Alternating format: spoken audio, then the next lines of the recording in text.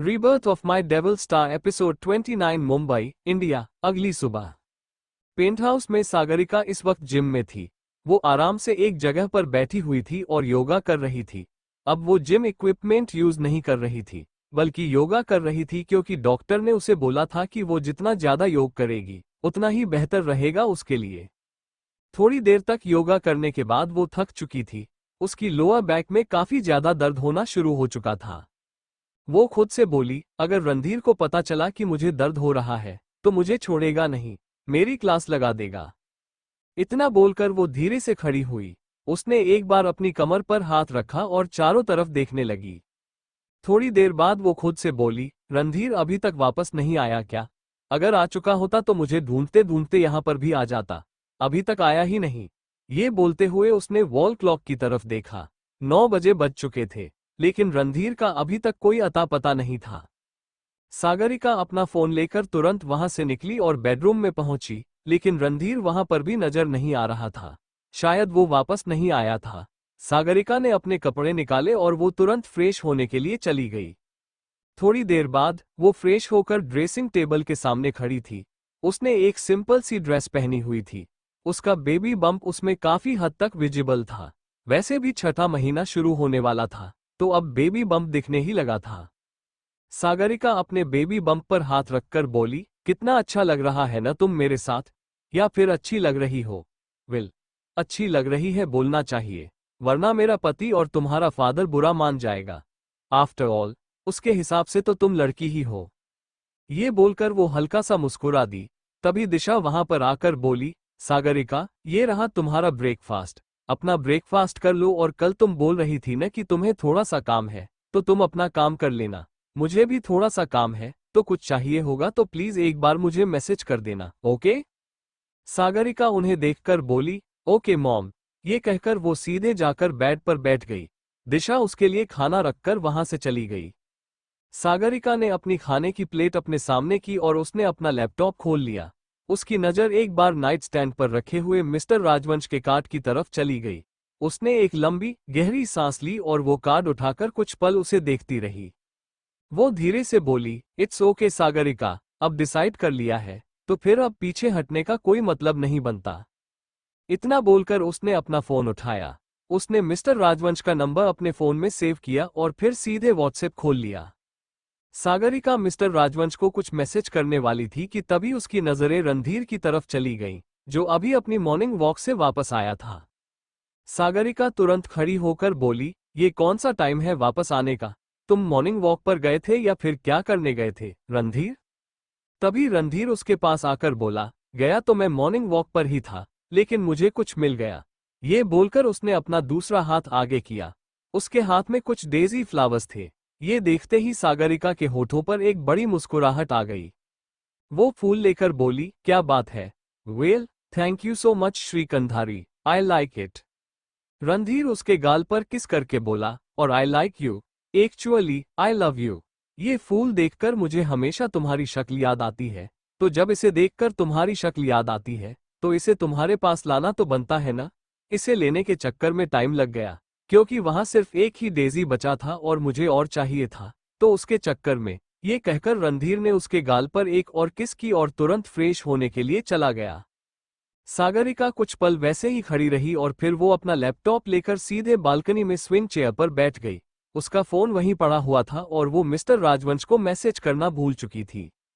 रात का वक्त रणधीर सौदामिनी जी के साथ बैठा हुआ था और वो पुरानी एल्बम देख रहा था, जो सौदामिनी जी अपने साथ लेकर आई थी। वो मुस्कुराते हुए बोली, सागरिका को ये सारी फोटो दिखानी पड़ेगी। उसके कमरे में ना अच्छी अच्छी फोटो लगानी है, ताकि बच्चा ऐसा ही हो। रणधीर धीरे से बोला, ऐसा कुछ होता है नानी, या फिर ये आपके दिमाग की खुराफात है? सौदामिनी जी उसे देखकर बोली, होता है तो मुझे नहीं पता, लेकिन जैसा देखोगे वैसा बच्चा होता है। बहुत फर्क पड़ता है, तो फिर अच्छे अच्छे बच्चों की फोटो होनी चाहिए। रणधीर बीच में बोल पड़ा, अच्छे अच्छे बच्चों की फोटो? तो फिर मेरी फोटो क्यों? मैं बचपन में इतना क्यूट नहीं था। सीरियसली, ऐसा गधा लग रहा हूं। ये बोलते हुए उसने एक फोटो की तरफ इशारा किया। उस फोटो में उसके हाथ में एक चॉकलेट थी। एक्चुअली वो चॉकलेट का पैकेट था, खाली, और वो कैमरा की तरफ देख रहा था। वो लगभग बहुत क्यूट लग रहा था, लेकिन खुद को वो क्यूट नहीं मान रहा था। सौदामिनी जी कुछ पल रुककर बोली, इतनी प्यारी तो फोटो है, तुम्हें खुद अच्छे नहीं लगते तुम? रणधीर उनके गोद में सर रखते हुए बोला, बिल्कुल भी नहीं, बहुत बकवास फोटो है, और मैं बच्चों की फोटो लगाऊंगा, अच्छे अच्छे, इतने बड़े बड़े पोस्टर। सागरिका पूरे दिन वो फोटो देखेगी और मेरी बेटी बिल्कुल वैसी ही होगी, क्यूट सी, लिटिल सी, प्यारी सी। सौदामिनी जी मुस्कुराते हुए बोली, अच्छा तो बेटी चाहिए? रणधीर जल्दी से बोला, बेटी ही चाहिए, बेटी नहीं, सिर्फ बेटी ही चाहिए, मुझे वो चाहिए, मेरी दुआ बस भगवान को सुन लेनी चाहिए, राइट? नानी, सुन लेंगे ना वो मेरी दुआ? सौदामिनी जी उसके सर पर हाथ फेरते हुए बोली, वो दुआ सुन भी लेंगे, और फिर तुम उसका नाम ही दुआ रख लेना। रणधीर मुस्कुराते हुए बोला, अच्छा आइडिया। उसकी बात सुनकर सौदामिनी जी मुस्कुरा दी। रणधीर ने अपना फोन उठाया और फिर वो कुछ फोटोज देखने लगा। सागरिका की फोटो अचानक से उसकी स्क्रीन पर आ गई और उसके होठों की मुस्कुराहट और भी ज्यादा गहरी हो गई। सौदामिनी जी ने ये नोटिस कर लिया था। वो उसे देखकर बोली, बहुत प्यार करते हो न इससे? रणधीर सागरिका की फोटो देखते हुए बोला, जान से भी ज्यादा। जब शादी की थी तब नहीं पता था कि मैं इस लड़की के प्यार में पागल हो जाऊंगा, लेकिन यू नो वॉट, नहीं, ये मेरी परमानेंट बीवी है। मैं तुम्हें बता नहीं सकता कि मैं इससे कितना प्यार करता हूँ। लोगों के लिए प्यार के लिए शब्द पूरे पड़ जाते होंगे, लेकिन मेरे पास नहीं है। आई रियली लव हर, सबसे ज्यादा। सौदामिनी जी मुस्कुराते हुए बोली, वो तुम्हारी आंखों में दिखता है। सोचा नहीं था कि मेरा ग्रैंड चाइल्ड अपनी बीवी से इतना प्यार करेगा। खैर, करना भी चाहिए। तुम्हारे नाना भी बहुत प्यार करते थे मुझे, फिर एक दिन छोड़कर चले गए। रणधीर तुरंत उठकर बैठा। वो उन्हें देखते हुए बोला, पछता रहे होंगे बेचारे कि क्यों छोड़कर चले गए। सौदामिनी जी उसे देखकर बोली, हो गया तुम्हारा, बहुत कर ली बकवास, और मैंने तुम्हारे होने वाले बच्चों के लिए अपने हाथों से स्वेटर बनाना शुरू किया है। वे छोटे छोटे हैं, एक बार तुम देखना। रणधीर बीच में बोला, नानी, आप जो बनाओगी अच्छा ही बनाओगी, लेकिन ये याद रखना कि वो लड़की होने वाली है, क्योंकि मैं बोल रहा हूँ, तो वे थोड़े से इस तरीके के होने चाहिए, फूल आनी चाहिए, कि वो मेरी बेटी के लिए। सौदामिनी जी मुस्कुराते हुए बोली, जरूर। इधर सागरिका बालकनी में खड़ी थी, तभी उसका फोन बजा। वो तुरंत अंदर आई और अपना फोन देखने लगी। स्क्रीन पर मिस्टर राजवंश का नाम लिखा हुआ था। वो खुद से ही बोली, मिस्टर राजवंश कॉल कर रहे हैं मुझे? ये बोलते हुए उसने कॉल पिक कर लिया। वो कुछ कहती, तभी दूसरी तरफ से मिस्टर राजवंश की आवाज आई, I am very happy Sagarika कि तुमने मेरा दिल एक्सेप्ट कर लिया है। डोंट वरी, मैं पूरी कोशिश करूंगा कि तुम्हें कोई प्रॉब्लम न हो, न तुम्हारे बच्चे को कोई प्रॉब्लम हो। और आई एम वेरी हैप्पी, तुम्हारे जैसे टैलेंटेड डायरेक्टर के साथ काम करना मेरे जैसे प्रोड्यूसर का सपना होता है। कल मिलते हैं प्रोडक्शन हाउस में, तुम्हें एड्रेस पता ही होगा, तो तुम आ जाना सुबह 10 बजे। Good night. ये कहकर उन्होंने कॉल कट कर दिया। सागरिका हैरानी से अपनी फोन स्क्रीन देखने लगी। उसने जल्दी से अपना व्हाट्सएप चेक किया। मिस्टर राजवंश को उसके फोन से मैसेज गया हुआ था और उसमें साफ लिखा था, आई एम रेडी। वो खुद से ही बोली, मैंने तो कोई मैसेज नहीं किया, मैं तो इन्हें मना करने वाली थी, तो फिर ये मैसेज कैसे गया इनके पास? तभी उसके कानों में आवाज पड़ी, क्यों नहीं जाना चाहिए था ओशन? ये सुनते ही सागरिका ने तुरंत नजर उठाकर रणधीर को देखा।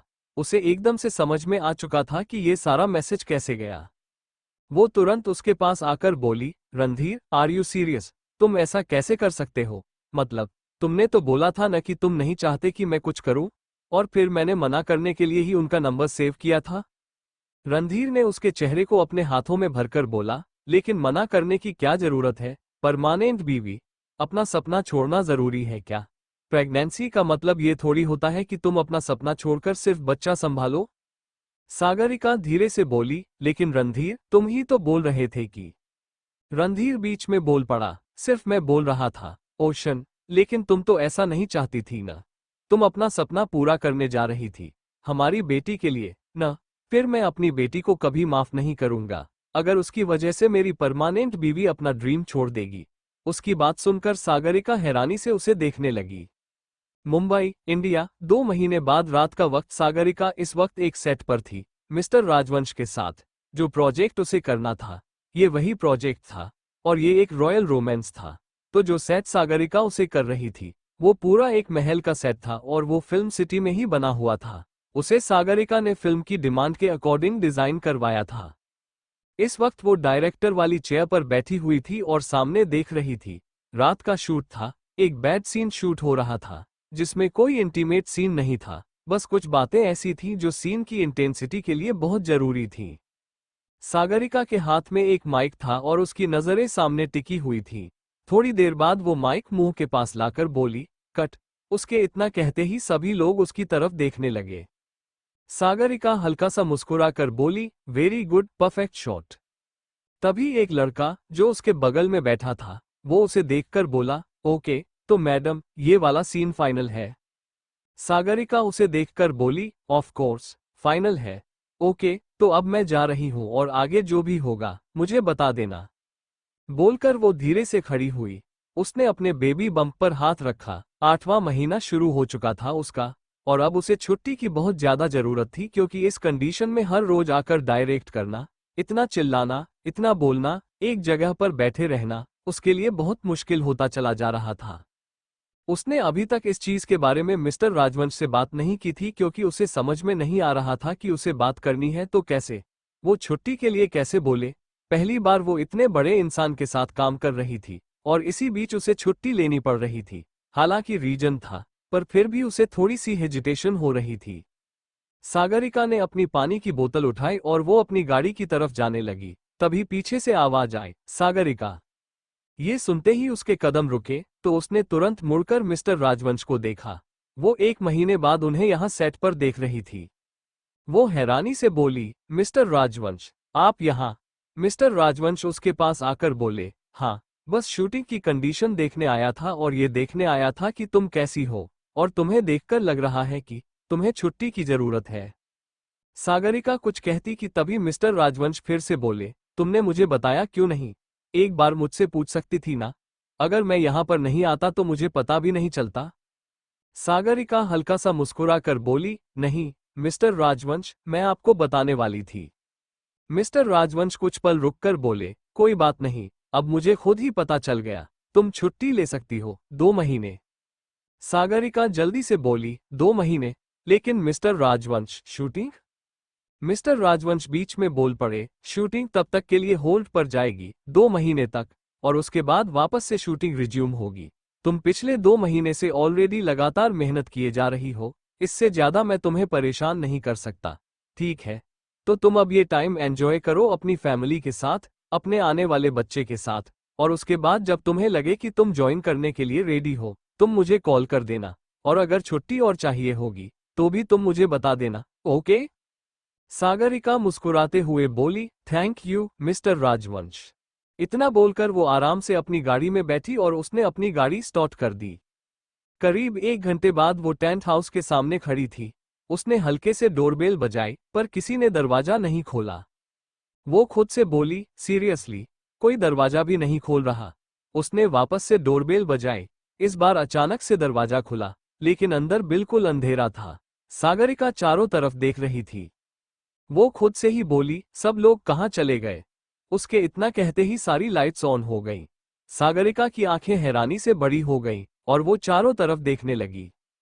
वहां पर दिशा, आदित्य, सौदामिनी जी, सत्यम, तन्वी, प्रत्युष और रणधीर, वो सब के सब थे। पूरा का पूरा हॉल डेकोरेट किया गया था और वो बेबी शावर का डेकोरेशन था। उन सबको देखते हुए और सारी डेकोरेशन देखकर सागरिका के होठों पर एक बड़ी सी मुस्कुराहट आ गई। वो वैसे भी बहुत खुश थी कि फाइनली उसे 2 महीने का ब्रेक मिल चुका था। वो मुस्कुराते हुए बोली, किसने मुझे बताया नहीं? उसके पास आकर रणधीर बोला, तो तुम क्या चाहती हो? बेबी शावर, यानी कि तुम्हारा जो सरप्राइज बेबी शावर था वो तुम्हें बताकर प्लान किया जाए? फिर तो सरप्राइज खत्म हो जाता। सागरिका, ऐसा नहीं किया जा सकता था। सागरिका उसे देखकर बोली, अच्छा तो ये सब कुछ तुमने प्लान किया, तभी तुमने मुझे आज शाम से कॉल नहीं किया, और मैं ये सोच रही थी कि तुम शायद सो गए होंगे। रणधीर धीरे से बोला, तुम्हारी ऐसी हालत देखकर और जब तक तुम घर नहीं आ जाती तब तक मैं शांति से बैठ भी नहीं सकता। सागरिका, और तुम सोने की बात कर रही हो? वो तो बिल्कुल भी पॉसिबल नहीं है। उसकी बात सुन सागरिका के होठों पर बड़ी सी मुस्कुराहट आ गई। तभी दिशा मुस्कुरा कर बोली, सागरिका, तुम जल्दी से चेंज करके आओ। तुम्हारी ड्रेस तुम्हारे बेड पर रखी हुई है, तुम्हें मिल जाएगी। और हम बेबी शावर के साथ साथ बच्चे का जेंडर भी रिवील करने वाले हैं। अब हम में से किसी को भी नहीं पता।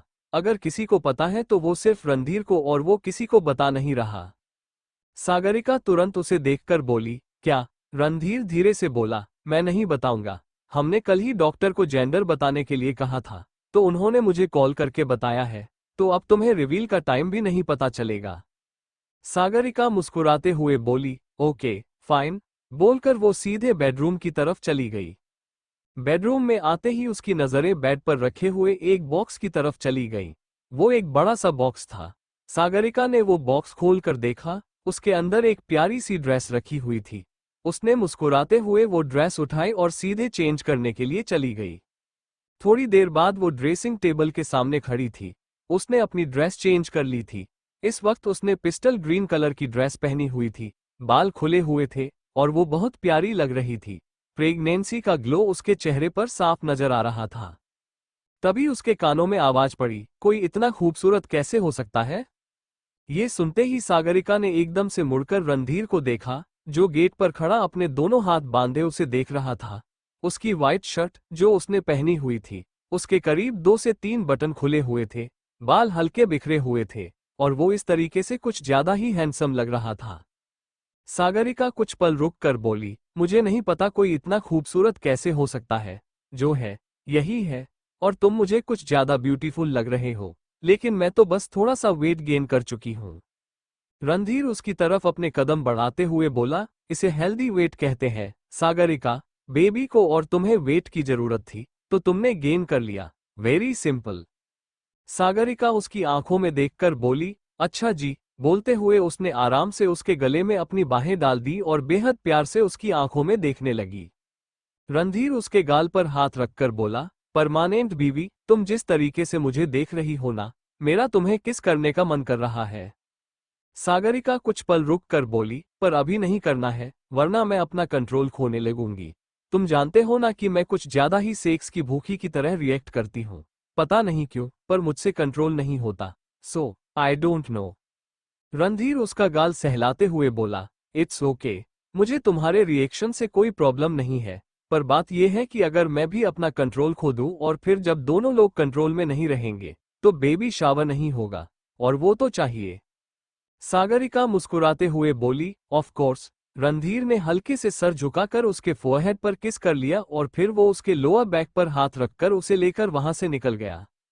नीचे आते ही सागरिका आराम से बीच बीच में बैठ गई, जहां पर उसके बैठने की स्पेशल अरेंजमेंट्स की गई थी। रणधीर भी उसके बगल में बैठा हुआ था। एक एक करके सब सागरिका को गिफ्ट देते जा रहे थे, और सारे गिफ्ट एक तरफ रखने के बाद अब फाइनली जेंडर रिवील यानी कि केक कटिंग का टाइम था। ये एक बहुत नॉर्मल सेरेमनी कह सकते थे, जिसमें एक केक होता था और उसे वाइन ग्लास से कट किया जाता था। अगर केक का कलर पिंक निकला तो बेबी गर्ल, और अगर ब्लू निकला तो बेबी बॉय। तन्वी केक की ट्रॉली लेकर आए। सागरिका और रणधीर अब तक खड़े हो चुके थे। सागरिका का दिल जोर से धड़क रहा था क्योंकि वो जेंडर नहीं जानती थी। डॉक्टर ने रणधीर को कॉल किया था, उसे नहीं पता था। सागरिका कुछ पल रुक कर बोली, डॉक्टर को मुझे वही उसी टाइम पर बता देना चाहिए था। रणधीर उसे देखकर बोला, मैंने डॉक्टर को मना किया था क्योंकि मुझे सबसे पहले जानना था। सागरिका उसे देखकर बोली, तुम्हारी शक्ल देखकर समझ में नहीं आ रहा है मुझे कि क्या है। Let's see. बोलकर उसने वाइन ग्लास उठाया और केक को कट किया। वाइन ग्लास के अंदर केक का कलर देखते ही सागरिका की आंखें हैरानी से बड़ी हो गईं। मुंबई इंडिया, रात का वक्त। पेंट हाउस में सागरिका हैरानी सपना वाइन ग्लास की तरफ देख रही थी। वो केक, जिसका स्पंज का कलर पिंक था, एकदम से रणधीर को देखकर बोली, फिर रणधीर, तुम्हारे मैनिफेस्टेशन इतनी स्ट्रांग कैसे हो सकती है? रणधीर मुस्कुराते हुए बोला, इसे स्किल कहते हैं, ओशन, जो सबके पास नहीं होती। अब सबको पता चल चुका था कि रणधीर और सागरिका की बेटी इस दुनिया में आने वाली थी, और भारतीय थे कि सब बहुत ज्यादा खुश थे। खैर, लड़का होता या लड़की, सब तो कुछ वैसे ही होने वाले थे, क्योंकि बच्चा आने वाला था घर में। लेकिन रणधीर की ख्वाहिश पूरी हो चुकी थी, क्योंकि उसको तो सिर्फ और सिर्फ बेटी ही चाहिए थी। सागरिका अब आराम से बैठी अपना केक खा रही थी। तभी रणधीर उसके बगल में बैठकर बोला, तो अब तुम बताओ क्या बोलोगे ओशन? सागरिका एक नज़र उसे देखकर बोली, मैं क्या बोलूंगी? मुझे क्या बोलने की जरूरत है? पहले तो मुझे ये बताओ कि जब तुम्हें पता था कि इट्स ए डॉटर, इतना जानने के बाद भी तुम शांत कैसे रह गए? मैं जानती हूं कि ये न्यूज़ जानने के बाद तुम्हारा क्या मन किया होगा। रणधीर धीरे से बोला, नाचने का मन कर रहा था मेरा, गाना गाने का मन कर रहा था। बट यू नो वॉट, मैंने बहुत मुश्किल से खुद को कंट्रोल किया है, और इतना कंट्रोल करना भी तो इम्पोर्टेंट है ना। आफ्टर ऑल, सस्पेंस बनाकर रखना बहुत जरूरी था, तो रणधीर कंधारी ने इतना कर लिया। सागरिका उसे देखकर बोली, बहुत अच्छी बात है कि तुमने इतना कर लिया। I am so proud of you, mister Kandhari. Randhir हल्के से उसके फहद पर किस करके बोला, I love you ocean. Sagarika मुस्कुराते हुए बोली, I love you too Randhir. Randhir ने उसकी उंगलियों से अपनी उंगली इंटरलॉक करते हुए उसके हाथ पर किस कर लिया। थोड़ी देर तक थोड़ा सा फोटो सेशन करने के बाद सागरिका काफी ज्यादा थक चुकी थी और अब उसे जल्दी से जाकर सोना था। उसकी आंखें नींद से बंद हो रही थीं। बेडरूम में आते ही सागरिका तुरंत बेड पर बैठ गई। रणधीर उसकी नाइट ड्रेस लेकर आया। वो उसे देखते हुए बोला, मैं हेल्प करूं? सागरिका तुरंत खड़ी होकर बोली, नहीं, मैं मैनेज कर लूंगी। रणधीर बीच में बोला, मैं हूं ना। ये सुनते ही सागरिका बिल्कुल चुप हो गई। रणधीर ने खुद आराम से उसके कपड़े चेंज किए। उसने सागरिका को नाइट ड्रेस पहनाया और उसे सीधे बेड पर लिटा दिया। सागरिका ने अपने दोनों तरफ अच्छे से पिलो रखा हुआ था। उसके आसपास कई सारे पिलो रखे हुए थे।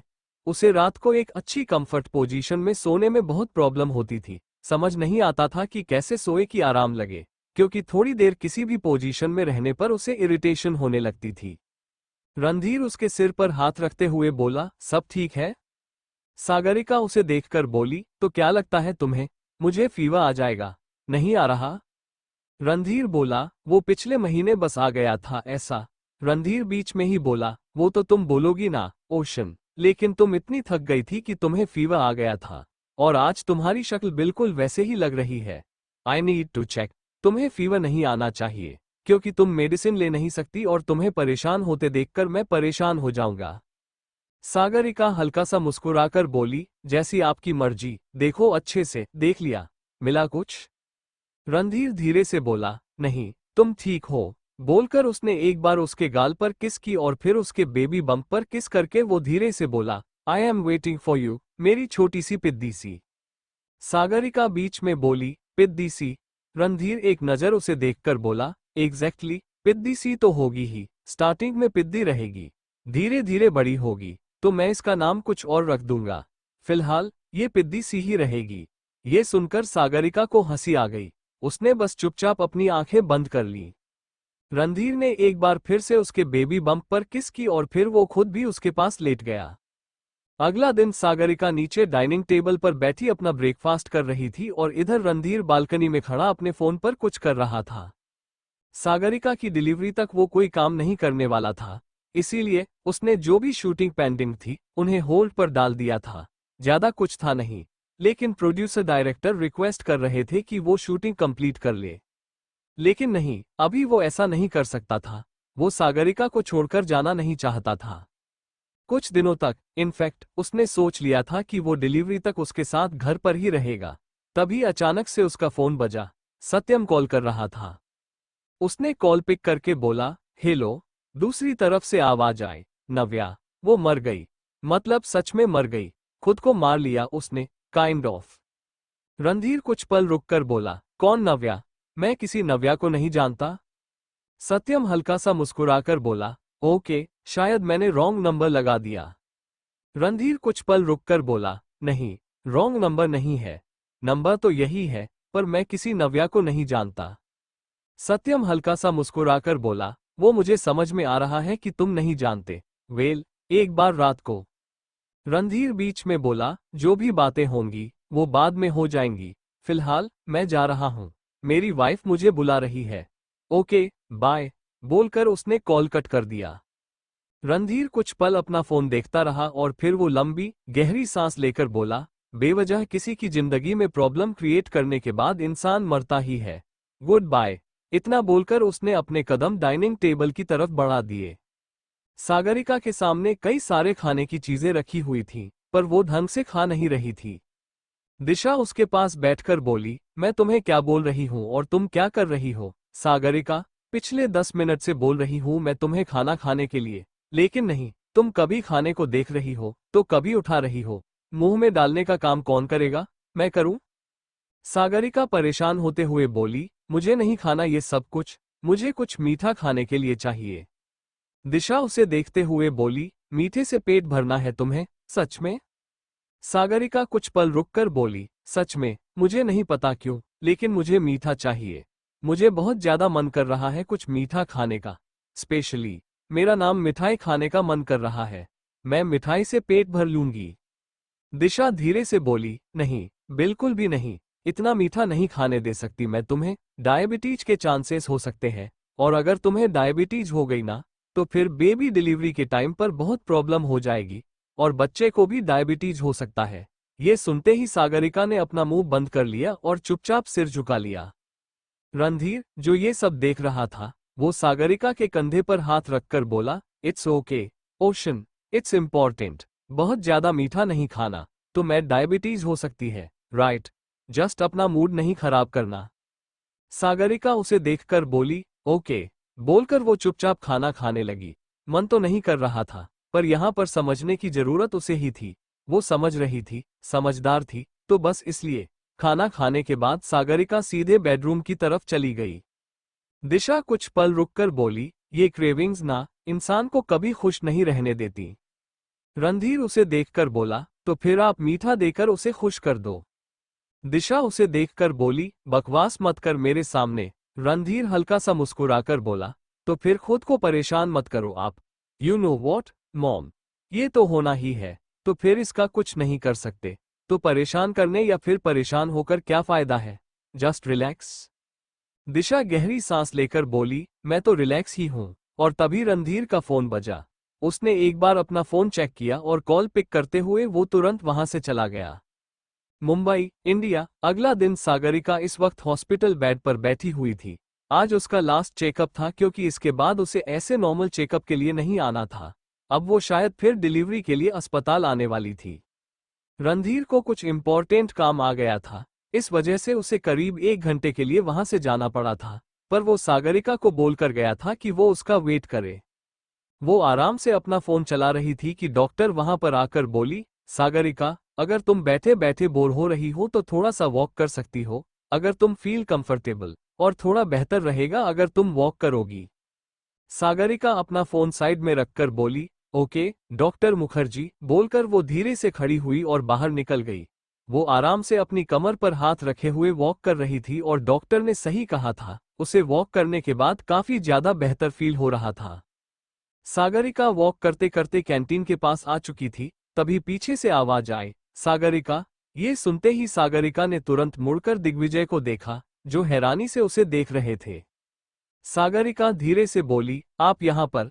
दिग्विजय कुछ पल रुककर बोले, ऑफ कोर्स, बस किसी काम की वजह से आया था। और तुम? बोलते हुए उनकी नजर एक बार सागरिका के बेबी बम्प की तरफ गई और फिर वापस उसका चेहरा देखने लगे। सागरिका धीरे से बोली, तो आप मेरे सामने आ क्यों रहे हैं? मेरा मतलब है, मुझे देखकर जा सकते हैं। आपको वापस मेरे सामने रहने की जरूरत नहीं है। दिग्विजय धीरे से बोले, बस देख लिया तो एक बार चला आया। यू नो वॉट, हमें नहीं पता होता कि कब कौन सी मुलाकात आखिरी बन जाए, तो बस। सागरिका हल्का सा मुस्कुराकर बोली, बिलीव मी मिस्टर सभरवाल, मुझे उस दिन का बहुत बेसब्री से इंतजार है जिस दिन मेरी और आपकी मुलाकात आखिरी मुलाकात रहेगी। क्योंकि आप जैसे इंसान का रहना ना इस धरती के लिए बोझ है, तो फिर बोझ को वैसे भी चले जाना चाहिए। वो सही रहता है, राइट? दिग्विजय हल्का सा मुस्कुराकर बोले, नफरत हो गई है तुम्हें? सागरिका उनके पास आते हुए बोली, नफरत बहुत छोटा शब्द है। आप जैसे क्रिमिनल से मैं नफरत भी नहीं करना चाहती। कोई फायदा नहीं है। मैं आपके ऊपर अपनी नफरत वाले इमोशन पर बात क्यों करूं? उसका कोई लॉजिक नहीं बनता। सोना, बिल्कुल नहीं। मैं वो भी वेस्ट नहीं कर सकती। दिग्विजय कुछ पल उसे देखते रहे और फिर धीरे से बोले, all the best for your future. इतना बोलकर वो तुरंत वहां से निकल गए। उनके जाते ही सागरिका ने कसकर अपने हाथों की मुट्ठी बना ली थी। उसे सच में दिग्विजय से कोई फर्क नहीं पड़ता था, कोई मतलब नहीं था। उसकी नज़र में वे सब के सब सिर्फ और सिर्फ एक क्रिमिनल थे, और क्रिमिनल को क्रिमिनल की तरह ही ट्रीट करना चाहिए। वो खुद से बोली, लोग गलतियां भी करते हैं, फिर एक्सपेक्टेशन भी ऐसे रखते हैं कि सामने वाला उनकी बात समझे। सब कुछ समझूं? क्यों समझूं? मुझे नहीं समझना कुछ भी। मैं बिल्कुल नहीं समझूंगी। I am literally not interested.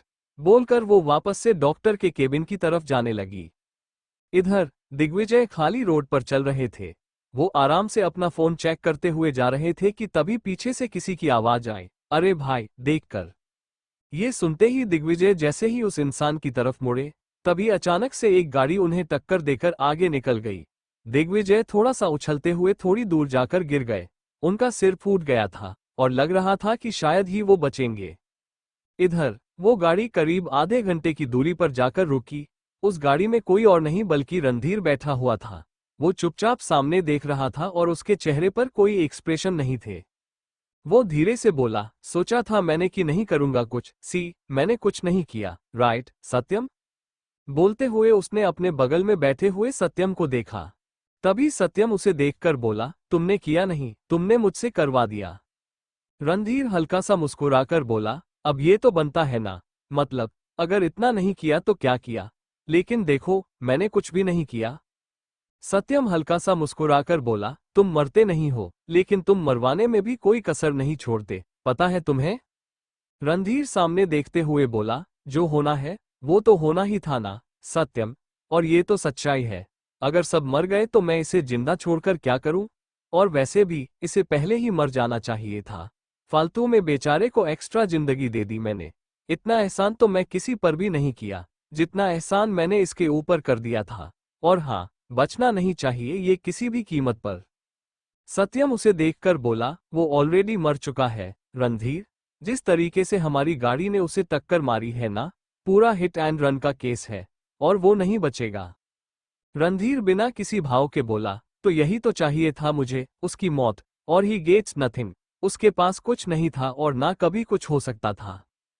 थोड़ी देर बाद सत्यम ने कहा, थोड़ी दूर पर एक छोटी सी पहाड़ी है, मुझे वहां पर छोड़ देना और फिर तुम जा सकते हो। सत्यम ने बिना कुछ बोले गाड़ी स्टार्ट कर दी। वहीं दिग्विजय अभी भी रोड पर पड़ा हुआ था। कुछ लोगों ने उसके आसपास भीड़ लगा दी थी। तभी एक आदमी ने हल्के से आगे बढ़कर उसे चेक किया और धीरे से बोला, ये तो मर चुका है। इधर सत्यम ने रणधीर को उस पहाड़ी के पास छोड़ दिया था जहां छोड़ने के लिए रणधीर ने कहा था, और फिर वो वहां से जा चुका था। रणधीर पहाड़ी के सामने खड़ा चुपचाप कुछ सोच रहा था। तभी उसके कानों में आवाज पड़ी, थैंक यू। ये सुनते ही रणधीर ने एकदम से मुड़कर देखा। उसके सामने कृतिका खड़ी थी, जो मुस्कुराते हुए उसे देख रही थी। कृतिका उसके पास आकर बोली, थैंक यू भाई, यू डिड इट। तुमने मेरी आखिरी विश पूरी कर दी। रणधीर कुछ पल रुककर बोला, यू आर हैप्पी? सच में? कृतिका मुस्कुराते हुए बोली, आई एम वेरी मच हैप्पी। मैं बहुत खुश हूं और अब कभी भी दुखी नहीं रहूंगी, पक्का। रणधीर ने कृतिका को टच करने के लिए अपना हाथ आगे बढ़ाया, पर वो बीच में ही रुक गया। उसने बिना कुछ बोले अपना हाथ पीछे कर लिया। वो धीमी सी आवाज में बोला, और सॉरी, काश मैं यहां पर होता। कृतिका उसकी आंखों में देखकर बोली, कोई नहीं भाई, आप मेरे लिए नहीं थे, बट आई नो कि आप अगर होते ना, तो मैं सच में आपके पास होती। आप मुझे एक प्रॉमिस करो कि अब आप कभी भी मेरे जाने के गिल्ट में नहीं रहोगे। यू डिड इट भाई। आपने मेरी आखिरी ख्वाहिश पूरी कर दी और अब मुझे कुछ नहीं चाहिए। रणधीर वहीं पर बैठ गया। वो हल्का सा मुस्कुराकर बोला, समझ गया। आई लव यू कृतिका। बोलकर उसने वापस से अपनी नजर घुमाई, लेकिन अब कृतिका उसके सामने नहीं थी। रणधीर ने एक बार अपने हाथ में पहनी हुई वॉच की तरफ देखा, और टाइम देखते ही उसके होठों पर एक तिरछी मुस्कुराहट आ गई। कृतिका के सारे कल्प्रेट्स ठीक उसी वक्त मारे गए थे, जिस वक्त कृतिका की मौत हुई थी, एग्जैक्ट इसी टाइम पर। वो कुछ पल रुककर बोला, कृतिका, तुम्हारा भाई कभी कोई कमी नहीं छोड़ता। हर चीज अच्छे से करने की आदत है मुझे। बोलकर वो वापस से सामने देखने लगा। तभी अचानक से उसका फोन बजा। उसने तुरंत अपनी फोन स्क्रीन की तरफ देखा। ओशन लिखा फ्लैश हो रहा था। वो तुरंत कॉल पिक करके बोला, are you waiting for me, permanent बीवी? सागरिका गुस्से में बोली, कब से वेट कर रही हूं मैं तुम्हारा? मुझे 1 घंटे का बोलकर गए थे, 1.5 घंटे होने को है। रणधीर, जल्दी से आ जाओ। मुझे घर जाना है क्योंकि मैं हॉस्पिटल में बोर हो गई हूँ। और यू नो वॉट, माना कि मैंने तुमसे कहा था कि मुझे हॉस्पिटल की स्मेल अच्छी लग रही है, पर इसका मतलब ये थोड़ी कि तुम पूरे दिन मुझे हॉस्पिटल में छोड़ दोगे। रणधीर तुरंत खड़ा होकर बोला, आ रहा हूँ, गुस्सा नहीं करते, okay, I just coming in 15 minutes, थोड़ा सा वेट कर लो मेरा। बोलकर उसने कॉल कट कर दिया और वो तुरंत वहां से निकल गया। करीब 15 मिनट के अंदर ही रणधीर हॉस्पिटल पहुंच चुका था। वो जल्दी से सागरिका के पास पहुंचा, जो उसकी तरफ देख भी नहीं रही थी। वो सच में गुस्से में बैठी हुई थी। रणधीर उसे अपने सीने से लगाते हुए बोला, सॉरी, थोड़ा सा लेट हो गया। सागरिका उसे देखकर बोली, इसे थोड़ा सा कहते हैं? सीरियसली रणधीर, मैं इतनी देर से वेट कर रही हूं। मैं तुमसे अब कुछ नहीं बोलूंगी, क्योंकि जब भी मैं कुछ बोलती हूं ना, वो उल्टा मेरे ऊपर ही भारी पड़ जाता है। अगर मैंने एक बार बोल दिया कि मुझे हॉस्पिटल की स्मेल अच्छी लग रही है, तो तुम तो मुझे हॉस्पिटल में छोड़कर भाग जाओगे। तुम्हें तो फिर मुझसे कोई फर्क नहीं पड़ेगा। रणधीर उसका चेहरा अपनी तरफ करके बोला, बहुत फर्क पड़ता है ओशन, बहुत ज्यादा फर्क पड़ता है। आई लव यू। बोलकर उसने एकदम से उसके गाल पर किस कर लिया। सागरिका धीरे से बोली, रियली? रणधीर मुस्कुराकर बोला, रियली? सागरिका हल्का सा मुस्कुराकर बोली, ओके, तो फिर कोई प्रॉब्लम नहीं है। मुंबई, इंडिया। एक हफ्ते बाद रात का वक्त सागरिका को अब और भी ज्यादा प्रॉब्लम होने लगी थी। उठना, बैठना, चलना, फिरना, ऐसा लग रहा था कि धीरे धीरे सब कुछ और मुश्किल होता चला जा रहा है, और वो डेस्परेट हो रही थी कि जल्दी से जल्दी बच्चा उसके अंदर से बाहर निकले। एक तरफ उसे टेंशन भी बहुत होती थी। इस वक्त रात के करीब 10 बजे बज रहे थे, और वो रो रही थी, बैठी हुई, क्योंकि उसने गलती से कोई डिलीवरी से जुड़ा वीडियो देख लिया था। उसके बाद से ही डर के मारे वो सो नहीं पा रही थी। दिशा उसके पास सोफे पर बैठी हुई थी। वो उसका चेहरा साफ करके बोली, इतना रोकर क्या मिल गया तुम्हें? सागरिका धीरे से बोली, पता नहीं, लेकिन मुझे डर लग रहा है। दिशा गहरी सांस लेकर बोली, सागरिका, डरने की कोई बात नहीं है, हो जाएगा, मैं हूं तुम्हारे साथ। रणधीर है, माँ है, और आदित्य भी है ना, सब है, सबके सब तुम्हारे साथ होंगे। डॉक्टर आराम से कर लेंगे, कोई प्रॉब्लम नहीं होगी, जस्ट कॉम डाउन। सागरिका ने एक लंबी गहरी सांस ली। उसने हल्के से दिशा के कंधे पर हाथ रख लिया। दिशा आराम से उसका सिर थपथपाने लगी। इतने समय में जो चीज रणधीर ने दिशा से मांगी थी, एक माँ का प्यार, वो अब सिर्फ मांगने वाला प्यार नहीं रह गया था। दिशा सब कुछ भूल चुकी थी, कह सकते थे कि उसका दिल सागरिका को एक्सेप्ट कर चुका था, और शायद एक बेटी के तौर पर कृतिका की जो कमी दिशा को थी, वो अब सागरिका पूरी कर रही थी। उन दोनों को पता ही नहीं चला कि कब वे दोनों एक दूसरे के इतने करीब आ चुके थे। इस वक्त वे दोनों आराम से वैसे ही बैठे हुए थे, क्योंकि सौदामिनी जी सो रही थी और आदित्य अभी घर आए नहीं थे। रणधीर भी इस वक्त घर पर नहीं था। तभी अचानक से सागरिका का फोन बजा। दिशा तुरंत उसका फोन उठाकर बोली, सत्यम कॉल कर रहा है। बोलते हुए उसने कॉल पिक करके फोन स्पीकर पर रख दिया। दूसरी तरफ से सत्यम की आवाज आए, सागरिका, प्लीज मेरी बात ध्यान से सुनो और ज्यादा रिएक्ट मत करना, प्लीज। ये सुनते ही सागरिका ने अपनी आंखें खोल ली। वो सवालिया नजरों से अपना फोन देख रही थी। तभी सत्यम फिर से बोला, एक्चुअली रणधीर इस वक्त गोरेगांव के रास्ते से आ रहा था, और वहां पर भारी बारिश की वजह से एक पेड़ गिर गया है। ये सुनते ही सागरिका का दिल जोर से धड़कने लगा। उसकी आंखें हैरानी से फैल चुकी थीं। वो चुपचाप अपना फोन देख रही थी। वहीं दिशा की भी हालत खराब होने लगी थी। सत्यम फिर से बोला, मैं वहीं रास्ते से होकर जा रहा हूं ताकि देख सकूं कि रणधीर को कुछ न हुआ हो, क्योंकि वो उसी रास्ते से आ रहा था, और इस पेड़ के गिरने की घटना बस 2 मिनट पहले हुई है। प्लीज तुम रिएक्ट मत करना, जरा प्लीज। तभी अचानक से कॉल कट गया। शायद नेटवर्क इश्यू आ रहा था, लेकिन सागरिका का तो दिमाग काम करना बंद कर चुका था। वो बस अपना फोन देख रही थी। दिशा अचानक से बोली, नहीं सागरिका, कुछ नहीं होगा रणधीर को, प्लीज इधर देखो, मेरी तरफ। बोलते हुए उसने सागरिका के गाल पर हाथ रखा और उसका चेहरा अपनी तरफ किया। सागरिका कुछ पल रुकी, फिर बोली, रणधीर, मेरा रणधीर। दिशा बीच में बोली, बोलना, कुछ नहीं होगा उसे, सच में कुछ भी नहीं होगा, जस्ट कम डाउन, वो मिल जाएगा, वो बाहर निकल गया होगा, ओके? सागरिका ने एक लंबी गहरी सांस ली। उसने अपने हाथों की तरफ देखा। वो बस चुपचाप ऐसे ही बैठी हुई थी कि तभी अचानक से उसे कुछ फील हुआ। वो धीरे से बोली, आई पीड। दिशा उसे देखकर बोली, वॉट? दिखाओ। बोलकर उसने जल्दी से नीचे की तरफ चेक किया और अचानक से बोली, नहीं Sagarika, it's your water break. ये सुनते ही सागरिका की आंखें एकदम से फैल गईं। वो जल्दी से बोली, मुझे दर्द नहीं हो रहा है और अंदर भी नहीं है, यहाँ पर अब क्या करूंगी मैं? कुछ हो गया तो? दिशा बीच में बोली, कुछ नहीं होगा। मैं आदित्य को कॉल कर रही हूँ। वो अभी के अभी आ रहे हैं और हम यहाँ से निकल रहे हैं अस्पताल के लिए। Okay, just calm down. रुको। बोलकर उसने सबसे पहले आदित्य को कॉल कर दिया और फिर तुरंत डॉक्टर मुखर्जी को फोन लगाया। कॉल पिक होते ही वो बोली, डॉक्टर, सागरिका का वाटर ब्रेक हो गया, लेकिन उसे दर्द नहीं हो रहा है। दूसरी तरफ से डॉक्टर मुखर्जी की आवाज आई, ओके मिसेस कंधारी, आप जल्दी से सागरिका को लेकर अस्पताल पहुंचे। मैं सारी प्रिपरेशन करवा रही हूं। I think it's time. बस इतना कहकर डॉक्टर ने कॉल कट कर दिया। सागरिका अभी भी वैसे ही बैठी हुई थी। उसके माथे पर ठंडे पसीने की बूंदें आ रही थी। उसे बहुत ज्यादा डर लग रहा था। इस वक्त उसे सबसे ज्यादा रणधीर की टेंशन हो रही थी। बच्चे का ख्याल तो एक पल के लिए उसके दिमाग से निकल चुका था। वो धीरे से बोली, रणधीर को कुछ नहीं होगा ना मॉम? उसे कुछ नहीं होगा ना? उसे कुछ नहीं होना चाहिए। वो मेरे पास आ जाएगा ना? उसने मुझसे कहा था कि वो डिलीवरी के वक्त मेरे साथ रहेगा। वैसा नहीं कर सकता वो मुझे धोखा नहीं दे सकता। दिशा बीच में ही बोली, नहीं देगा वो तुम्हें धोखा। वो आ जाएगा। ओके, मैंने सत्यम को ऑलरेडी इसके बारे में मैसेज कर दिया है। अब तक सौदामिनी जी भी उठ चुकी थी।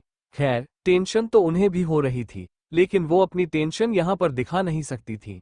सागरिका और ज्यादा पैनिक कर सकती थी, और अगर वो ज्यादा डरने लगती तो उसका बीपी हाई हो सकता था, जिससे डिलीवरी में बहुत प्रॉब्लम हो जाती। कुछ ही पल में दिशा और सौदामिनी जी सागरिका को लेकर अस्पताल के लिए निकल चुकी थी। आदित्य भी सीधे अस्पताल ही पहुंचे थे। 1 घंटे के अंदर सागरिका हॉस्पिटल बेड पर लेटी हुई थी। उसका वाटर ब्रेक हुए 1 घंटा हो चुका था, लेकिन दर्द अभी तक ढंग से शुरू नहीं हुआ था। वो बेड पर लेटी हुई थी और उसके दिमाग में बस रणधीर का ख्याल आ रहा था। तभी डॉक्टर मुखर्जी उसके पास आकर बोली, सागरिका, कोई दर्द महसूस हो रहा है तुम्हें? Any pain in your lower body? Sagarika धीरे से बोली, नहीं, कोई दर्द। आह! उसने एकदम से अपनी आंखें बंद कर ली। डॉक्टर मुखर्जी उसे देखकर बोली, are you feeling pain? Sagarika ने तुरंत अपनी आंखें खोली। वो उन्हें देखकर बोली, अभी थोड़ा सा हो रहा है। वो दर्द थोड़ा था, लेकिन धीरे धीरे बढ़ता जा रहा था। सागरिका ने अपनी आंखें बंद करते हुए बेडशीट को अपने नाखूनों से कसकर पकड़ लिया। उसके आंखों से आंसू बहने लगे। वो डॉक्टर को देखकर बोली, प्लीज डॉक्टर, मेरे हस्बैंड को बुलाइए। Please, I need my husband. मुझे वो चाहिए। डॉक्टर ने नर्स की तरफ इशारा किया। नर्स तुरंत बाहर आकर बोली, मिस्टर कंधारी की जरूरत है। पेशेंट बार बार अपने हस्बैंड की डिमांड कर रही है, और अगर वैसे डिमांड करती रही तो अपने ऊपर फोकस नहीं करेगी। इससे डिलीवरी सही से नहीं होगी, और अभी तो दर्द शुरू हुआ है। पता नहीं कितने घंटे तक उन्हें लेबर में रहना पड़ेगा। दिशा धीरे से बोली, रणधीर पता नहीं कहाँ पर है, वो किस हालत में है, प्लीज उसे ठीक रखना। सागरिका को उसकी जरूरत है, इस वक्त उसे यहाँ पर होना चाहिए था। बोलते हुए वो बेंच पर बैठ गई। उसने अपने सर पर हाथ रख लिया। तभी दिशा को कुछ एहसास हुआ। उसने तुरंत नजर उठाकर रणधीर को देखा, जो सत्यम के साथ चला आ रहा था। वो बिल्कुल ठीक था, उसे कहीं से भी कुछ नहीं हुआ था। दिशा तुरंत खड़ी होकर बोली, तुम आ गए। रणधीर जल्दी से बोला, मॉम ओसियन। तभी नज उसे देखकर बोली, मिस्टर कंधारी, आप प्लीज मेरे साथ अंदर आइए। रणधीर ने एक लंबी गहरी सांस ली और वो तुरंत अंदर चला आया। उसकी नजर एक बार सागरिका की तरफ चली गई, जिसकी आंखें अभी बंद थीं। वो बस फुसफुसाते हुए बार बार रणधीर का नाम ले रही थी। इधर रणधीर ने तुरंत अपने कपड़ों के ऊपर हॉस्पिटल सेफ्टी क्लॉथ पहना। उसने ग्लव्स पहने और सीधे सागरिका के पास चला आया। वो ऐसे नहीं जा सकता था, उसे अच्छे से रेडी होकर ही जाना था। रणधीर ने जैसे ही सागरिका का हाथ पकड़ा, सागरिका ने तुरंत अपनी आंखें खोली। वो उसे देखकर बोली, तुम आ गए। आई थॉट पता नहीं क्या हुआ तुम्हारे साथ, वहां पर पेड़ गिर गया था और। रणधीर बीच में बोल पड़ा, ओशन, पेड़ मेरे ऊपर अकेले नहीं गिरा था। ओके, तुमने मेरी टेंशन लेते हुए अपना फोन ब्रेक कर लिया। सागरिका उसे घूरते हुए बोली, मैंने जानबूझकर किया है। कुछ नहीं, एक्चुअली यू आर राइट, मैंने जानबूझकर ही किया है। मुझे शौक है यहाँ पर दर्द में पड़े रहने का और मेरा दर्द और बढ़ता जा रहा है। डॉक्टर मुखर्जी उसे देखकर बोली, आई नो सागरिका, तुम्हें दर्द बहुत हो रहा है, लेकिन दिस इज नॉट इनफ।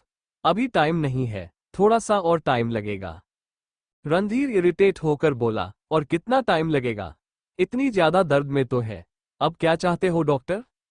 तभी डॉक्टर उसे देखकर बोले, मिस्टर कंधारी, ये सारी चीजें आपके कहने के हिसाब से नहीं चलेंगी। आप चुपचाप एक जगह पर खड़े रहिए। रणधीर कुछ बोलना चाहता था, पर उसने कुछ बोला नहीं। उसने बस सर झुकाकर सागरिका के फोरहेड पर किस कर लिया। धीरे धीरे सागरिका का दर्द और भी ज्यादा बढ़ता चला जा रहा था। 1 घंटा और निकल चुका था और अब उसका दर्द बहुत हाई हो चुका था। वो दर्द से चिल्ला रही थी, तड़प रही थी। रणधीर ने कसकर उसका हाथ पकड़ा हुआ था। उसकी आंखों में हल्की नमी छा चुकी थी। वो सागरिका को इस हालत में नहीं देख पा रहा था, तो उसे यहां से निकलना था, पर इस हालत में छोड़कर जा भी नहीं सकता था। वो अचानक से चिल्लाकर बोला, व्हाट द हेल डॉक्टर, और कितना तड़पना मेरी बीवी को। डॉक्टर मुखर्जी उसके पास आकर बोली, mister Kandhari, just calm down. ये सब कुछ नॉर्मल है, वो ठीक हो जाएगी, ओके? रणधीर चिल्लाकर बोला, मुझे नहीं पता, इसका दर्द कम करो, अभी के अभी। मुझे इसे इस तरीके से दर्द में नहीं देखना। Do something. I don't know, इस तरीके से दर्द में नहीं देख सकता, प्लीज कुछ करो जल्दी। डॉक्टर ने तुरंत नर्स की तरफ इशारा किया। नर्स तुरंत एक इंजेक्शन लेकर आए। उसने वो इंजेक्शन सागरिका की स्पाइनल कॉर्ड में लगा दिया। धीरे धीरे सागरिका थोड़ा सा शांत होने लगी थी। उसका दर्द कम हो चुका था, कह सकते थे कि अभी फूल नहीं हो रहा था। थोड़ी देर बाद वो अचानक से चिल्लाए। डॉक्टर जल्दी से बोली, Sagarika, it's time for push. Sagarika ने एक लंबी गहरी सांस ली। उसने बहुत जोर से पुश किया। आखिर में वो रोने लगी थी। रणधीर उसके गाल पर हाथ रखकर बोला, नहीं ओशन, मैं हूं। काम डाउन, ठीक है, मैं हूं तुम्हारे साथ, तुम सुन रही हो ना मेरी बात? सागरिका ने हल्के से अपनी आंखें खोलकर उसे देखा। उसकी आंखें हल्की लाल हो चुकी थी और रणधीर की आंखें भी पूरी तरीके से लाल थीं। वो तो खुद को कंट्रोल करके बैठा हुआ था, वरना पता नहीं अभी वो क्या कर देता। डॉक्टर मुखर्जी फिर से बोली, सागरिका, एक बार फिर से। सागरिका ने एक बार फिर से बहुत जोर से पुश किया और अचानक से उसकी आंखें बंद हो गईं। रणधीर धीरे से बोला, नहीं, व्हाट हैपेंड? ये आंखें क्यों नहीं खोल रही? इसकी आंखें क्यों बंद हो गई हैं? कुछ हुआ है? कैसे? Doctor, do something. तुम खड़े होकर क्या कर रही हो यार? डॉक्टर मुखर्जी इरिटेट होते हुए बोली, रणधीर, होता है ऐसा, जब रिलैक्स होगी, उठेगी अभी वह। तभी सागरिका ने एक बार फिर से अपनी आंखें खोली। रणधीर उसके गाल पर हाथ रखकर बोला, ओशन, आर यू ओके? तुम सो क्यों रही हो बीच बीच में? प्लीज, अब ऐसे आगे बंद नहीं करोगे तुम? सागरिका धीरे से बोली, तो मैं जानबूझकर कर रही हूं क्या कुछ? तुम आ जाओ मेरी जगह पर, पता चल जाएगा तुम्हें। बकवास मत करो। रणधीर जल्दी से बोला, I am sorry, I am sorry. Sagarika कुछ पल उसे देखती रही और फिर उसने वापस से डॉक्टर की तरफ देखा। वो धीरे से बोली, नहीं, और मैं थक गई डॉक्टर। उसे देखकर डॉक्टर बोली, सागरिका, एक लास्ट पुश, फिर हो जाएगा। फिर और कुछ नहीं करना, बस एक बार। सागरिका ने अपनी आंखें बंद की और इस बार बहुत जोर से चिल्लाते हुए उसने एक आखिरी पुश बहुत जोर से किया। उसने पूरी जान लगा दी थी और अब वो बेजान सी पड़ी हुई थी। तभी रणधीर की नजर डॉक्टर मुखर्जी की तरफ चली गई। उनके हाथ में बच्चा था। रणधीर ने एकदम से अपनी नजर फेर ली। वो इस तरीके से बच्चे को देख नहीं सकता था, बिल्कुल भी नहीं। डॉक्टर मुखर्जी ने जल्दी से अम्बिलिकल कॉर्ड काट दिया और वो बच्चे को लेकर दूसरी तरफ चली गई। रणधीर धीरे से बोला, ये चुप क्यों है?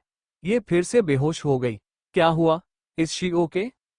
तभी नर्स बीच में बोली, मिस्टर कंधारी, वो बस थक गई है, थोड़ी देर में उन्हें होश आ जाएगा, टेंशन की कोई बात नहीं है। इतना कहते ही रणधीर ने एक चैन की सांस ली। वो कुछ पल सागरिका को देखता रहा और उसकी आंख से एक कतरा आंसू बह गया। कब, उसे खुद पता नहीं चला। वो धीरे से बोला, आई लव यू, बोलकर उसने हल्के से सागरिका के फोरहेड पर किस कर लिया। तभी उसकी नजर डॉक्टर की तरफ चली गई, जो बेबी को मार रही थी। हाँ, रणधीर की नजर में वो मारना ही था।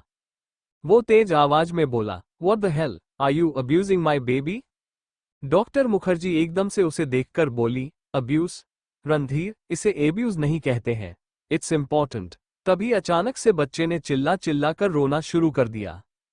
रणधीर इरिटेट होकर बोला, excuse me, you made my baby cry. Doctor Mukherjee कुछ पल रुककर बोली, रणधीर, यहां पर डॉक्टर मैं हूं, so just keep quiet. Randhir कुछ कहने वाला था, पर फिर वो शांत हो गया। उसने एक नजर सागरिका को देखा, तभी नज उसके पास आकर बोली, आप बाहर जा सकते हैं। रणधीर उसे देखकर बोला, ये कब तक उठेगी? नज हल्का सा मुस्कुराकर बोली, बस थोड़ी देर में। रणधीर बिना कुछ बोले चुपचाप बाहर चला आया। दिशा तुरंत उसके पास आकर बोली, रो रहे थे तब अंदर? रणधीर तुरंत अपनी नजर फेर कर बोला, ऐसा कुछ नहीं है। उसकी बात सुन दिशा को हल्की सी हंसी आ गई। रणधीर एक तरफ खड़ा था कि तभी नज बच्चे को लेकर बाहर आए। ऑफ कोर्स, वो बेबी गर्ल ही थी। उसे अच्छे से क्लीन कर दिया गया था और अब वो सबसे मिलने के लिए रेडी थी। सबसे पहले सौदामिनी जी ने उसे अपनी गोद में लिया। वो मुस्कुरा कर बोली, कितनी प्यारी है, इसकी नाक सागरिका पर गई है। दिशा मुस्कुरा कर बोली, माँ, पहले ढंग से मिल तो लेती, फिर बाद में देखती कि किस पर गई है। सबसे मिलते हुए वो आखिर में रणधीर के पास आई। सत्यम ने उसे आराम से उसकी गोद में पकड़ा। रणधीर ने जैसे ही उसे अपनी गोद में लिया, उसके होठों पर एक बड़ी सी मुस्कुराहट आ गई। सत्यम ने तुरंत अपना फोन निकालकर ये एक फोटो ले ली। उसे ये फोटो सागरिका को दिखानी थी। जब उसने अपनी बेटी को अपनी गोद में पहली बार लिया था, तब उसके पहले एक्सप्रेशन के वो मुस्कुरा रहा था, पागलों की तरह। रणधीर की मुस्कुराहट जाने का नाम नहीं ले रही थी। एक बेटे के लिए तो वो कितने टाइम से मैनिफेस्ट कर रहा था। करीब 1 घंटे बाद सागरिका ने धीरे धीरे अपनी आंखें खोली। हॉस्पिटल की स्मेल उसके नाक में सीधे जा रही थी। वो कुछ पल वैसे ही लेटी रही और फिर उसने अपनी नजर चारों तरफ घुमाए। थोड़ी देर बाद वो धीमी सी आवाज में बोली, आई नीड वाटर। ठीक उसी वक्त रणधीर उसके पास पानी का गिलास लेकर आए। उसने सागरिका को हल्का सा उठाते हुए उसे पानी पिलाया और उसे आराम से पीछे टिकाकर बैठा दिया। सागरिका उसे देखकर बोली, कितने बड़े पागल हो तुम। रणधीर धीरे से बोला, मैं पागल नहीं हूं, ओशन में सिर्फ डर गया था। सागरिका धीरे से बोली, डर तो मैं भी गई थी तुम्हारी न्यूज़ सुनकर। अच्छा हुआ तुम ठीक हो। मेरी बेबी किधर है, कहां पर है वह? रणधीर मुस्कुराकर बोला, मैं उसे भी लेकर आता हूं। बोलकर वो तुरंत वहां से चला गया। सागरिका चुपचाप बैठी हुई बस अपने बच्चे को देखने का इंतजार कर रही थी। थोड़ी देर बाद रणधीर बेबी को लेकर वापस आया। सागरिका ने जैसे ही अपने बच्चे की तरफ देखा, उसके होठों पर एक हल्की सी मुस्कुराहट आ गई। रणधीर उसके बगल में आकर बैठा। उसने आराम से सागरिका की गोद में बच्चे को रख दिया। सागरिका धीरे से बोली, छोटू सी है, तुम सही बोल रहे थे, पिद्दी सी। उसकी बात सुनकर रणधीर के होठों पर एक हल्की सी मुस्कुराहट आ गई। उसने सागरिका के सर पर किस किया और धीरे से बोला, हमारी छोटी सी पिद्दी सी हमारी दुआ, राइट? सागरिका उसे देखकर बोली, मैंने तो पहले ही बोल दिया था, दुआ कंधारी। बोलकर उसने हल्के से सिर झुकाया और दुआ के फोरहेड पर किस कर लिया। 6 महीने बाद सागरिका बेड के पास खड़ी दुआ को देख रही थी, जो कि इस वक्त आराम से सो रही थी। तभी दिशा उसके पास आकर बोली, रणधीर वेट कर रहा होगा तुम्हारा, तुम जाओगी या नहीं? सागरिका एक नजर उसे देखकर बोली, मैं चली जाऊं, लेकिन ये। दिशा बीच में ही बोल पड़ी, इसे मैं हैंडल कर लूंगी। इनफैक्ट हम सब हैंडल कर लेंगे, तुम जाओ। ठीक है, 6 महीने से एक ही घर में पड़ी हुई हो, अब बस बहुत हो गया, निकलो, वरना रणधीर ना सबकी क्लास लगा देगा। सागरिका हल्का सा मुस्कुराकर बोली, ओके मॉम, इसका ध्यान रखना आप, मैं जा रही हूं। इतना बोलकर वो तुरंत वहां से निकल गई। थोड़ी देर बाद सागरिका एक रेस्टोरेंट में पहुंची। अंदर वो जैसे ही पहुंची कि तभी मैनेजर उसके पास आकर बोला, मैडम, आपको सीधा टेरेस पर जाना है। सागरिका कुछ पल रुककर बोली, ओके। इतना बोलकर वो सीधे लिफ्ट की तरफ चल दी।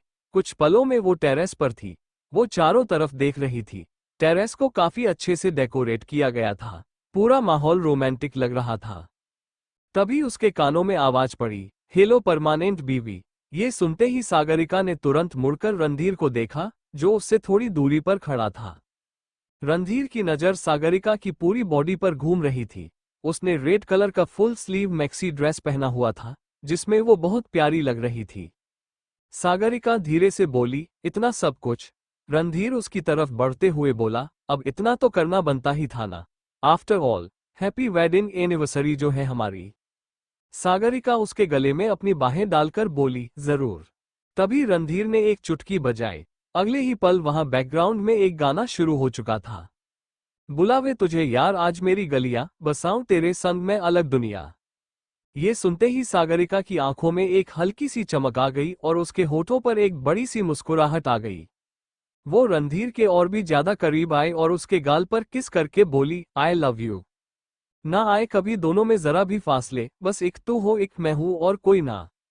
रणधीर ने एकदम से सागरिका को घुमाया और अब उसकी पीठ रणधीर के सीने से लगी हुई थी। रणधीर ने सिर झुकाकर सागरिका के कान में लिरिक्स गुनगुनाए। तू चाहे मेरे हक की जमीन रख ले, तू सांसों पे भी नाम तेरा लिख दे, मैं जीऊं जब जब तेरा दिल धड़के। रणधीर सागरिका को सीधे टेबल के पास लेकर गया। वो सागरिका को चेयर पर बैठाकर बोला, I hope you like it. इतना बोलकर वो खुद भी उसके बगल में बैठ गया। तुझसे मेरा ये जी नहीं भरता, कुछ भी नहीं असर अब करता। मेरी राह तुझी से, मेरी चाह तुझी से, मुझे बस यही रह जाना। रणधीर ने तुरंत एक गिलास उठाया जिसमें जूस था। आफ्टर ऑल, अल्कोहल सागरिका ले नहीं सकती थी। रणधीर ने वो जूस का ग्लास उसकी तरफ बढ़ाया। सागरिका ने तुरंत उसके हाथ से वो गिलास ले लिया। सागरिका मुस्कुराते हुए उसे देख रही थी।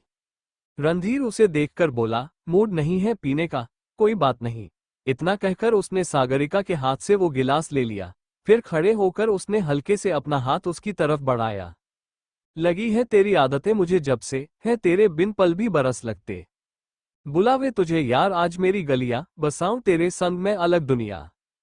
सागरिका तुरंत उसका हाथ थामकर खड़ी हो गई। रणधीर ने उसे अपने पास खींच लिया। अब वो उसकी कमर पर हाथ रखकर उसका एक हाथ अपने हाथ में लिए धीरे धीरे उसके साथ फुटस्टेप मैच करते हुए अपनी बॉडी मूव कर रहा था। वो दोनों बेहद प्यार से एक दूसरे की आंखों में देखते हुए डांस कर रहे थे। तू चाहे मेरे हक की जमीन रख ले, तू सांसों पे भी नाम तेरा लिख दे, मैं जीऊं जब जब तेरा दिल धड़के। डांस करते करते रणधीर सागरिका को एक जगह पर ले आया। वो टेरेस की दूसरी साइड थी। सागरिका कंफ्यूजन से बोली, क्या हुआ? रणधीर उसका हाथ छोड़कर 2 कदम पीछे हटा। उसने एक चुटकी बजाई। अगले ही पल सागरिका के ऊपर डेजी के पेटल्स गिर रहे थे। सागरिका ने अपने दोनों हाथ आगे किए और वो मुस्कुराते हुए घूमने लगी। रणधीर की नजरें उसके चेहरे पर टिकी हुई थीं। तुझसे मिली तो सीखा मैंने हंसना, आया मुझे सफर में ठहरना। मैं तो भूल गई दुनिया का पता, यारा जब से तुझे है जाना। घूमते घूमते सागरिका का पैर हल्का सा लड़खड़ा गया। तभी रणधीर ने आगे बढ़कर उसे संभाल लिया। वो उसे देखकर बोला, संभल कर ओशन, इतना खुश मत हो, गर जो चोट लग गई तो। सागरिका उसे देखकर बोली, तो तुम हो ना हैंडल करने के लिए, मुझे चोट लगेगी तो तुम संभाल लोगे, आई नो। रणधीर गहरी सांस लेकर बोला, ऑफ कोर्स। इतना कहकर उसने तुरंत उसे ब्राइडल स्टाइल में उठा लिया और वापस से टेबल की तरफ ले गया। है तू ही दिल जान है मेरी अब से, वे जिक्र तेरा ना जाए मेरे लब से। बुलावे तुझे यार आज मेरी गलियां, बसाऊं तेरे संग में अलग दुनिया। टेबल के पास पहुंचकर रणधीर ने आराम से सागरिका को टेबल के ऊपर ही बैठा दिया। सागरिका उसे देखकर बोली, और कुछ? रणधीर उसकी आंखों में देखकर बोला, और तो मैं पूरी जिंदगी दे दी। तुम बोलो तो प्रॉपर्टी भी कर दूं नाम तुम्हारे, वैसे भी वो तुम्हारे नाम ही है, दोबारा करने में प्रॉब्लम नहीं है। सागरिका जल्दी से बोली, just shut up, okay. Randhir कुछ पल उसे देखता रहा और फिर उसने हल्के से उसका सिर अपने सिर से जोड़ लिया। तू चाहे मेरे हक की जमीन रख ले, तू सांसों पे भी नाम तेरा लिख दे, मैं जीऊं जब जब तेरा दिल धड़के। सागरिका धीरे से बोली, आई लव यू, सबसे ज्यादा, हमेशा, फॉरएवर। रणधीर उसके गाल पर हाथ रखकर बोला, मुझसे वादा तो नहीं हो पाएगा। सागरिका मुस्कुराकर बोली, ओके फाइन, मान गई, तुमसे ज्यादा नहीं। रणधीर तुरंत उसकी नाक पर किस करके बोला, तब, आई love you the most in the world, permanent बीवी। प्यार दी राहवा उत्ते यार तू ले आया, मैनू जीने दा मतलब आज समझ आया। पर आया मैनू करना ना तू सोहने या, चन्ना मैं तुर जाना। That's it, guys. दुआ की स्टोरी शुरू हो चुकी है। Thank you for listening. मुझे उम्मीद है आपको ये स्टोरी पसंद आई होगी। अगर आपको पसंद आए हैं तो प्लीज लाइक और कमेंट करना ना भूलें और मोर स्टोरीज के लिए सब्सक्राइब करें। मिलते हैं नेक्स्ट वीडियो में।